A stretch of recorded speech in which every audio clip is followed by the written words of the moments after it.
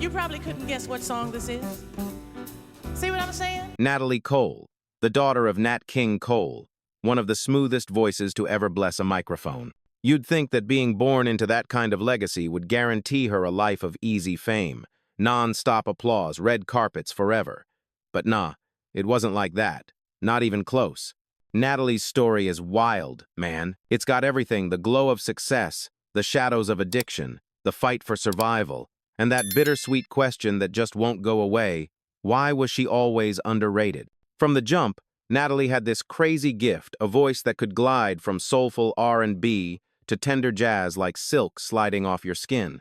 When she hit the stage, it wasn't just singing, it was storytelling. She didn't just carry her father's bloodline, she carried his spirit. But here's the twist. While people expected her to be Nat King Cole's daughter, she wanted to be Natalie, her own person, her own legend. And the world? Man, the world wasn't always ready for that. She soared to the top with songs that made you feel like you were in love even when you weren't. She won Grammys, she had platinum records, she did things that should have put her on the same level as Aretha, Whitney, or Diana. But at the same time, she was battling demons that nearly swallowed her whole. Drugs, heartbreak, illness. Natalie went through it all. And somehow, she still stood tall enough to give us Unforgettable, that haunting, magical duet across time with her father. So here's the real question. How can someone this powerful, this important to music, still feel like an underrated story? Well, y'all, let's find out together. Let's dive into her story right now. Natalie Maria Cole was born on the 6th of February, 1950, in Los Angeles, California, straight into a world of lights, cameras, and expectations. Her father, Nat King Cole, wasn't just a singer, he was the singer. Smooth voice, Hollywood charm, the man who broke barriers in music and on television. Her mother, Maria Cole, was a jazz singer too, part of Duke Ellington's circle. So yeah, music ran in her veins before she could even talk. From day one, Natalie wasn't just somebody's kid. She was that kid, the daughter of a legend. Now, you'd think growing up in the Cole household was all mansions and fairy tales. And don't get it twisted, she had luxury big houses, famous visitors, a father whose voice was on every radio station. But man, underneath that shine, Natalie faced real struggles. Imagine being a little girl and the whole world already deciding who you're supposed to be. That pressure was heavy, y'all. And let's not forget, this was the 1,950 inches America. Even though Nat King Cole was a superstar, racism was still loud and ugly. The Cole family moved into an all-white neighborhood in Los Angeles, and guess what? They were met with hostility. Rocks thrown at their house, nasty words, neighbors who didn't want them there. That's the kind of world Natalie was growing up in, rich and famous, but still fighting prejudice. And then, the shadow of her father loomed so large. Nat King Cole was adored by millions, but at home, he was battling lung cancer. When Natalie was just 15 years old, her father passed away in 1965. Losing him wasn't just losing a parent, it was losing her anchor, her biggest inspiration. That grief shaped her deeply. Natalie once said that his death left a hole in her heart she never fully healed. But through the sadness, there was music. Always music. As a child, she sang in church choirs and neighborhood performances. By the time she was a teenager, she had this natural gift, a voice that sounded mature way beyond her years. She grew up listening to not just her father's jazz, but also the soul and R&B records of the day, artists like Aretha Franklin, Ray Charles, and Motown's best. That mix of influences brewed something special in her style. College was a turning point. Natalie attended the University of Massachusetts Amherst, studying child psychology. But man, even while studying, she couldn't stay away from music. She sang with small bands on campus, performing in clubs, cutting her teeth on stage the way true artists do. By then, it was clear. She wasn't just Nat's daughter. She had the chops, the drive, the soul. Yet even in those early days, Natalie felt that burden. People in the industry didn't see her as Natalie. They saw her as the next Nat King Cole. That's a tough role for any kid. Imagine trying to carve your own lane when the world only wants you to repeat your parents' greatness. But Natalie? She was stubborn in the best way. She didn't want to just cover her dad's songs. She wanted her own hits, her own style. She wanted to be remembered not as Nat King Cole's daughter, but as Natalie Cole, the star. Her early life was a mix of blessings and burdens, luxury and prejudice, fame and loneliness, talent and expectation. And that cocktail of experiences? It set the stage for the woman she would become. Strong, fiery, sometimes troubled, but always unforgettable. Because here's the thing, y'all. Even from her earliest years, Natalie Cole wasn't just living in her father's shadow. She was learning how to shine her own light. And that light was about to blaze across the music industry in ways nobody saw coming. So picture this. It's the early 1970. The music world is buzzing, Motown is running the charts, funk is exploding, disco is heating up. And here comes Natalie Cole, fresh out of college, stepping into the game. At first, the industry didn't quite know what to do with her. A lot of execs just wanted her to sing her dad's songs, stay in that safe lane of jazz standards. But Natalie, nah, she wasn't having it. She wanted to carve out her own voice, her own identity, her own space in music. She linked up with producers Chuck Jackson and Marvin Yancey, and that partnership changed everything. In 1975, Natalie dropped her debut album, Inseparable. Man, talk about making an entrance. The record gave us two instant classics, Inseparable and This Will Be an Everlasting Love. That second one? Whew, still a jam today. You hear that song in commercials, movies, weddings, it's timeless. Natalie's voice was like sunshine dipped in honey, playful yet powerful, full of joy but with that bite of soul that made you stop and listen. And yo, the industry noticed. Natalie won the Grammy for Best New Artist in 1976, beating out some stiff competition. Think about that, the daughter of Nat King Cole, stepping up with her own sound, her own hits, and snatching up trophies right out the gate. That was her saying, I'm here, and I'm not just living off my daddy's name. The rest of the 70 seconds kept that momentum going. She dropped album after album. Natalie, unpredictable, thankful.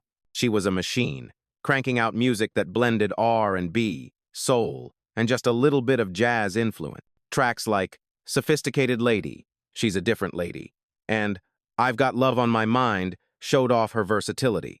One minute she was playful and sassy, the next she was deep and vulnerable. Audiences ate it up. Critics, too. She was stacking gold and platinum records like it was nothing. But here's the thing.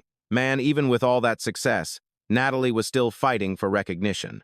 The industry couldn't stop comparing her to Aretha Franklin. Every time Natalie put out a song, people were like, okay, but how does it stack up to Aretha? That's unfair pressure, right? It's like being compared to Michael Jordan every time you pick up a basketball. Natalie respected Aretha, but she wasn't trying to be her, she was trying to be Natalie. Still, those comparisons followed her everywhere, almost like a shadow she couldn't shake. And speaking of shadows, let's not forget the ghost of her father. Nat King Cole's presence was always hovering. Fans wanted her to honor him, but Natalie resisted doing tributes early on. She didn't want to ride his coattails. She wanted to prove she could build her own empire. That independence, that stubborn streak, it was both her greatest strength and one of her biggest struggles. Another thing that made Natalie stand out was her stage presence. Man, when she performed live, she didn't just sing, she connected. She had this natural charisma, this ability to make you feel like she was singing right to you. Fans used to say she had that same classy aura as her father, but with a funky, modern twist. She'd walk out in stylish gowns or sharp outfits, owning the stage with confidence. Whether it was a small club or a big concert hall, she commanded the room. By the late 70 seconds, Natalie Cole was a household name. She was on magazine covers, TV shows, and award stages. She was living that superstar life, fame, fortune, adoration. But as we'll see, all that glitter came with cracks underneath. The pressure of constant comparison, the demands of touring, and the industry's relentless expectations started to weigh heavy. Still, let's give credit where it's due. That first wave of Natalie's career showed the world that she wasn't just Nat's daughter. She was a powerhouse in her own right. She had carved out a lane in R&B and soul that was distinctly hers. Her hits weren't just songs, they were moments, the kind of tracks that made people dance, fall in love, cry, remember. And yet, as bright as those lights were, there was always that nagging question hanging over her. Would she ever be seen as truly equal to the legends of her time? Or would she always be just a step behind, underrated despite the fire she brought to the mic? Man, that tension between her success and the lack of full recognition is what makes her story so compelling. Natalie Cole's career rise wasn't just about topping charts. It was about fighting to be seen, to be respected, and to stand tall in her own name. By the time the 80 seconds rolled in, Natalie Cole had already proven she was no one-hit wonder. But man, the game was changing fast. Disco had burned out, R&B was evolving, and pop was starting to dominate radio in ways nobody had seen before. For Natalie, the late 70 seconds had been a whirlwind hit: records, non-stop tours, fame at her fingertips. But behind the scenes, cracks were forming. We'll get to that in the struggles section. For now, let's talk about how she managed to flip the script and keep her star shining in a new decade. In the early 80 seconds, Natalie was searching for that next big spark. She didn't want to fade out like so many artists of the 70 seconds. And man, she pulled it off. She released Everlasting in 1987, and that project marked a whole new chapter. The album had hits like Jumpstart, I Live for Your Love, and of course, Pink Cadillac. Now, Pink Cadillac was wild. It was originally a Bruce Springsteen track, but Natalie took it, put her own funky spin on it, and turned it into a dance floor favorite. That move showed the world she wasn't stuck in one lane. She could flip rock into R&B flavor and make it work. And let's not sleep on Dangerous, 1,985, and Good to Be Back, 1,989. Those records had cuts that reminded people Natalie wasn't just coasting. She was still hungry, still creative, still determined to hold her own in an industry that wasn't always kind to black women artists, trying to balance soul and mainstream pop. Miss You Like Crazy from Good to Be Back became one of her signature ballads, heartfelt, powerful, the kind of song that hits you right in the chest when you're going through heartbreak. That track alone showed Natalie could still compete with the big pop ballads of the 80 seconds. Her success in this period wasn't just about the charts, though. It was about survival. Remember, y'all, the 80 seconds music industry was ruthless. New stars like Whitney Houston, Janet Jackson, and Anita Baker were dominating. And here was Natalie, someone who'd already been through one wave of fame, proving she could adapt and still matter in this crowded, competitive space. That took guts. That took resilience. Live performances in this era also kept her brand strong. Natalie had this uncanny ability to mix elegance with fire. She could walk on stage in a sequined gown, sing a heart-melting ballad, and then turn around and electrify the crowd with a funky up-tempo track. That versatility made her concerts unforgettable. She wasn't just giving you a show, she was giving you her life, pouring out every ounce of energy and emotion she had. Looking back, the late 80 seconds really set the stage for the ultimate breakthrough that was about to come. Natalie was regaining momentum, reconnecting with audiences, and preparing to take one of the boldest steps any artist could imagine, reaching back into her father's legendary catalog and creating something that would stun the world. The world thought they knew Natalie Cole by now. They thought she was a talented daughter carrying the torch, staying afloat in a crowded music scene. But she was about to do something nobody else had ever dared to try, a move that would define her legacy forever. So check this out, it's 1,991. Natalie Cole has already weathered the ups and downs of the 70 seconds and 80 seconds. She's had the hits, the setbacks, the comebacks. But now, she was ready to swing for the fences. And man, she did it with one project, Unforgettable, with love. This wasn't just another record. This was Natalie stepping into the sacred territory of her father's music. Remember, for years, she had resisted being boxed in as Nat King Cole's daughter. She wanted to be her own artist, to carve her own lane. But now, with maturity and confidence, she decided it was time to honor her father on her terms. Unforgettable, with love, was more than a tribute album. It was an act of healing, a love letter, and honestly, a musical miracle. Natalie re-recorded some of Nat King Cole's most iconic songs, Mona Lisa, Route 66, Straighten Up and Fly Right, but the centerpiece, the jaw-dropper, was the title track, Unforgettable. Through studio technology, she created a duet with her late father. Nat's warm baritone mixed with Natalie's soulful elegance, it was haunting, beautiful, and emotional beyond words. For listeners, it felt like time folded in on itself, like father and daughter were reunited across decades. When that song hit the airwaves, man, it shook people. Fans cried. Critics were stunned. The industry took notice. This wasn't a gimmick, it was authentic. It was heartfelt. And it reminded the world just how powerful Natalie's voice really was. She wasn't just echoing her father's legacy, she was extending it. The album went crazy. It sold over 7 million copies worldwide, topping charts in multiple countries. In an era when R&B singers were fighting to cross over, Natalie blew through every barrier. And the Grammys? Oh, she cleaned house. In 1992, she took home 7 Grammy Awards, including Album of the Year, Record of the Year, and Best Traditional Pop Performance. That night wasn't just a celebration of Natalie Cole, it was a recognition that her voice, her artistry, deserved to stand right next to the greats. But here's the kicker.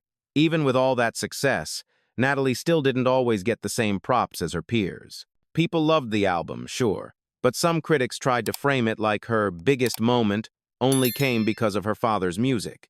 That's unfair, man. Natalie had already proven herself with a decade and a half of hits. Unforgettable. With Love wasn't about riding coattails, it was about reclaiming her family's story, turning grief into beauty, and reminding the world of her versatility. And think about the courage it took. She risked being accused of exploiting her dad's legacy. She risked comparisons that could have crushed her. Instead, she pulled it off flawlessly, creating one of the most unforgettable literally albums of the 90 seconds. That project didn't just revive her career, it solidified her legend. It showed the world that Natalie Cole wasn't just a survivor. She was a transformer, someone who could take pain, history, and memory and spin it into pure gold. For every spotlight that shined on Natalie Cole, there was a shadow following her close behind. And in the late 70 seconds and early 80 seconds, those shadows started to swallow her whole. Behind the glitz, the gowns, and the Grammys, Natalie was fighting a demon that so many artists of her time knew all too well: addiction. It started subtle, like it always does. Touring was exhausting, the pressure was insane, and the comparisons never stopped. To take the edge off, Natalie turned to drugs, first dabbling, then spiraling. Her drug of choice? Heroin, and later, crack cocaine. And man, once that grip tightened, it was brutal. At her peak, Natalie was blowing through thousands of dollars a week on drugs. She would disappear from friends and family, missing shows, skipping out on responsibilities. That golden voice? Sometimes it was too strung out to even make it to the stage. And the crazy part is, fans didn't always know. She'd still show up in dazzling gowns, makeup flawless, but behind closed doors she was crumbling. Her relationship suffered too. Natalie was married 3 times, and her addictions burned bridges with the people closest to her. Friends tried to intervene, but when you're in that deep, man, it's hard to see the way out. She later admitted in interviews that she wasn't just hurting herself, she was breaking the hearts of everyone who loved her. By the early 80 seconds, the industry had started to whisper. Natalie Cole, the Grammy-winning daughter of Nat King Cole, was becoming more famous for her drug use than her records. That's the cruel part of fame. People love to watch the rise, but the fall? That's the part the tabloids eat alive. Natalie found herself plastered in headlines, not for her music, but for her scandals. And let's be real, addiction is expensive in more ways than one. Natalie's finances took a major hit. At one point, she was so strapped for cash that she pawned her jewelry just to feed her habit. Imagine that a woman who once filled arenas now pawning her own possessions just to survive the next fix. Her health started breaking down, too. Drugs stripped weight off her body, weakened her immune system, and left her fragile. She admitted later that she narrowly escaped death more than once. It's wild to think that in the same years she was winning awards and stacking hits, she was also dancing on the edge of life and death. But here's the part that makes Natalie's story so powerful. She didn't let that be the end. By the mid-80 seconds, she realized she couldn't keep running from herself. With the help of rehab, faith, and the sheer will to live, she began the slow, painful climb back to sobriety. She went to treatment not once, but multiple times, fighting relapse after relapse. Each attempt was a war against her cravings, against her past, against the voice that told her she wasn't good enough. Natalie later said in her autobiography that drugs were her way of coping with pain. She never really dealt with the loss of her father, the pressure of fame, the loneliness of always being the daughter of. That honesty made her relatable. She wasn't just a diva on a pedestal. She was human, broken, and clawing her way back like so many others. The cost of addiction? It almost destroyed her career, her relationships, and her body. But surviving it gave Natalie Cole a new kind of power, the kind that comes from walking through fire and somehow coming out alive. And that survival, messy and painful as it was, set her up for one of the most inspiring comebacks in music history. So here's the thing, man. Even after Natalie Cole fought her way out of addiction, her body never really forgot. Years of drug use left scars that came back to haunt her later. And those scars? They showed up in the form of serious health problems that would define her final years. In the early 2000s, Natalie was diagnosed with hepatitis C, a disease she contracted from sharing needles back in her darkest days. She spoke openly about it, admitting that her past choices had caught up with her. That honesty? It was heartbreaking and brave. Hepatitis C doesn't play around. It attacks the liver, weakens the body, and in Natalie's case, it led to major complications. By 2008, things got real serious. Her kidneys were failing. She had to go on dialysis several times a week just to stay alive. Imagine that this glamorous, world-famous singer, once dazzling on stages around the globe, now hooked up to machines, fighting just to keep her body functioning. She needed a kidney transplant, and thankfully, she got one in 2009. But even with that, the toll on her health was massive. Natalie tried to keep going, though. That's the thing about her. She was a fighter. She still performed, still recorded, still showed up for fans even when her body was begging her to slow down. She'd hit the stage looking radiant, but behind the scenes she was battling fatigue, weakness, and pain. That resilience? Man, it made her fans love her even more. She was proof that you could be fragile and strong at the same time. But the hits just kept coming. After the transplant, she faced complications. Her doctors put her on heavy medications to prevent organ rejection, and those meds messed with her lungs. In interviews, she admitted that even breathing sometimes felt like a struggle. That's a cruel fate for someone whose life revolved around her voice, her breath, her ability to fill a room with sound. Still, Natalie didn't hide. She went public about her health battles, using her platform to raise awareness about hepatitis C and organ donation. She wanted her pain to help somebody else. She wanted her story to be bigger than just tragedy. She wanted it to be a testimony. Then came the 31st of December 2015. Natalie Cole passed away in Los Angeles at the age of 65. The cause was congestive heart failure, tied directly to her decades of health issues. The news hit fans hard. New Year's Eve is supposed to be a night of celebration, but that year it felt heavy. We had lost not just a singer, but a survivor. A woman who had walked through fire and sung through tears. Her death sparked tributes from all over the world.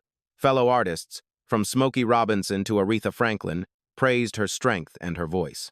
Fans flooded social media with memories of her songs, the first dance at their wedding, the heartbreak song that got them through a breakup, the unforgettable duet that made them cry with their parents. It was proof that Natalie Cole's impact stretched way beyond the charts. But man, the sad part is, even in death, she didn't always get the recognition she deserved. News outlets covered her passing, sure, but it wasn't the media storm you'd expect for someone of her caliber. That's the sting of being underrated. Natalie gave the world decades of music, won 9 Grammys, sold millions of records, and still, she often felt like she was in the shadow of others. Her final years were marked by pain, but they were also marked by courage. Natalie Cole faced her demons, her diseases, and her mortality with a kind of grace that's rare. She didn't pretend to be perfect. She showed us her scars. And in doing that, she reminded us that legends aren't flawless, they're human. Natalie Cole's career was more than just a collection of hits. It was proof that artistry can evolve, survive, and inspire across generations.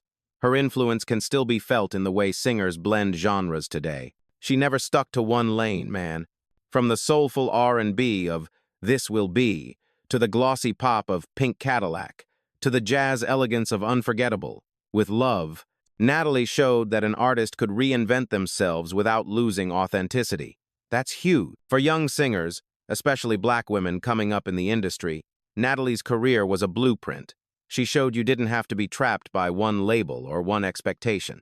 You could be soulful, you could be jazzy, you could even dip into pop rock if you wanted and still be respected.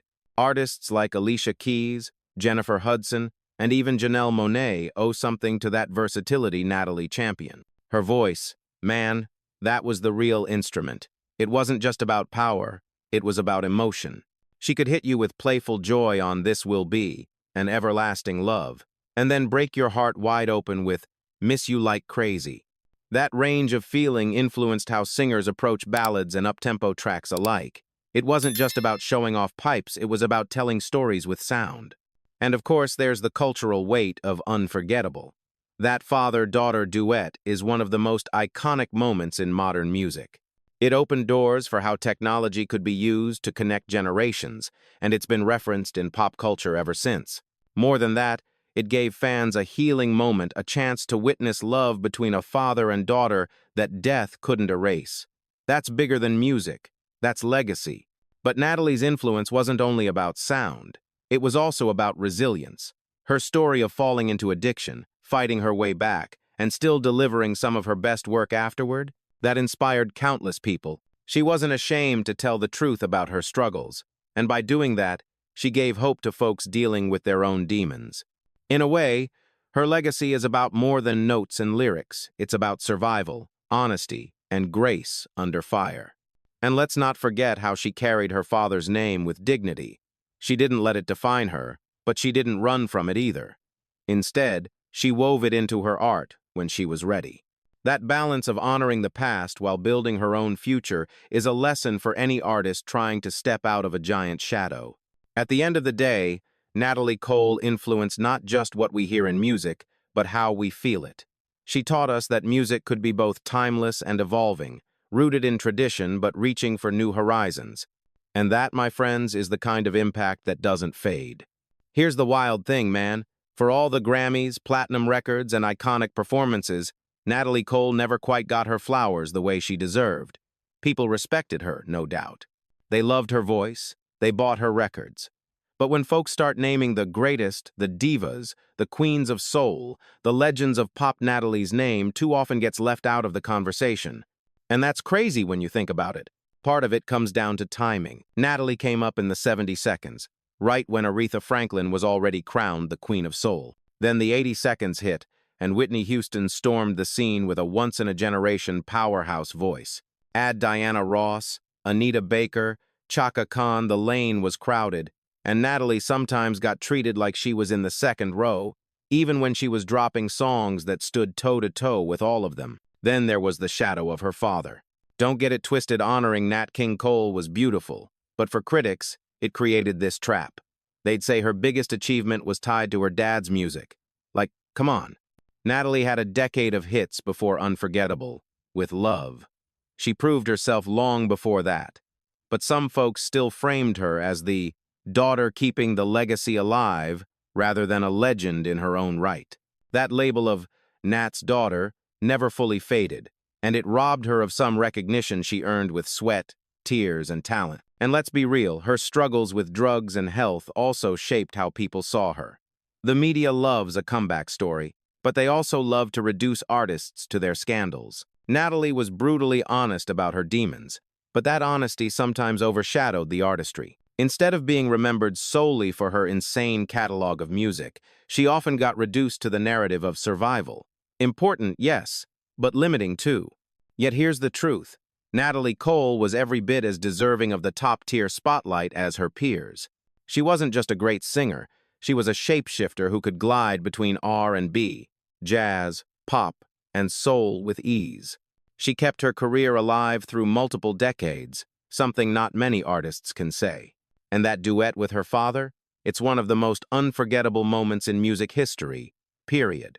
So when we talk about underrated, it's not just about numbers or awards. It's about respect. Natalie didn't always get the same cultural weight as Whitney, Aretha, or Diana, even though her talent was undeniable. But maybe that's why her fans ride so hard for her, because they know, deep down, she deserved better. Today, her legacy lives in the voices of artists she inspired, in the playlists that keep her hits alive, and in the stories people tell about how her songs touched their lives. Natalie Cole may have been underrated by the industry, but to those who felt her music in their bones, she was, and always will be, unforgettable. From the moment she was born, Natalie Cole carried a legacy bigger than most people could imagine. She was Nat King Cole's daughter, the child of one of the most beloved voices in American history. But here's the thing, man. She didn't just live in his shadow. She built her own light. Through the highs, the lows, the victories, and the pain, Natalie carved out a story that was uniquely hers. Think about it. She started as this young woman who everyone thought would simply follow in her father's footsteps, singing the old standards. Instead, she came out swinging in the 70 seconds with songs like This Will Be and Inseparable, proving she was her own force. She reinvented herself in the 80 seconds, showing the world she could adapt, evolve, and still own the stage. And then in the 90 seconds, she pulled off one of the boldest moves in music history, duetting with her late father on Unforgettable. That moment alone could have been enough to cement her legacy, but for Natalie, it was just another chapter in a life of resilience. But of course, her story wasn't all sunshine. The addiction, the broken relationships, the health battles, those struggles made her human. They showed us that even the brightest stars can have cracks. And instead of hiding it, Natalie faced it head on. She told the truth, she fought her demons, and she let the world see her scars. That honesty is part of why people still connect with her today. Now here's the question I've got to throw out to y'all. Should Natalie Cole be remembered alongside the absolute greats Aretha, Whitney, Diana, all those iconic names? Or did the industry cheat her out of her rightful place at the top? That's the debate, man. That's where the underrated part of her story stings the most. Because when you listen to her voice, the emotion, the elegance, the versatility, you can't help but wonder why her name doesn't come up more often when people talk about the greatest singers of all time. What can't be denied is the impact she left behind. Natalie Cole gave us joy, gave us healing, gave us music that will live forever. She carried her father's spirit with her, but she also gave the world herself. And that, my friends, is unforgettable. So as we close this chapter, let's not let her legacy fade into the background. Drop your thoughts in the comments. What's your favorite Natalie Cole song? Do you think she got the respect she deserved? Let's give her the flowers she might not have always gotten in her lifetime. Natalie Cole may have left this earth in 2015, but her voice, her resilience, her spirit, they're still with us. And no matter how underrated the world might have called her, to those who really listened she was, and forever will be, unforgettable.